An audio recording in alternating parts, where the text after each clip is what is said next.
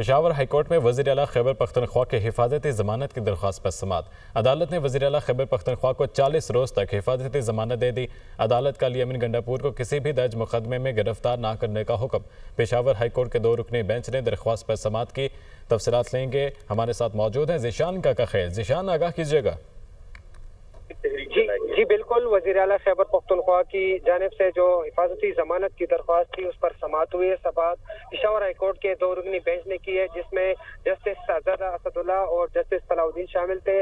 अदालत ने जो है वज़ीर आला खैबर पख्तूनख्वा की 45 रोज तक जो है हिफाजती जमानत मंजूर कर ली। दरख्वास्त गुजार ने अदालत से किया कि वो मसरूफ है, उनकी मीटिंग है, इसलिए वो आज पेश नहीं हुए, लेकिन दरख्वास्त की जाती है कि उनको लंबा तारीख दिया जाए ताकि वो मुतल्लिका अदालतों में पेश हो जाए, जिस पर जो है अदालत ने उनकी दरख्वास्त मंजूर कर ली और 45 रोज तक जो है उनको किसी भी दर्ज मुकदमे में गिरफ्तार न करने की हिदायत जो है जारी कर दी। ठीक है, बहुत शुक्रिया ज़ीशान का खैर।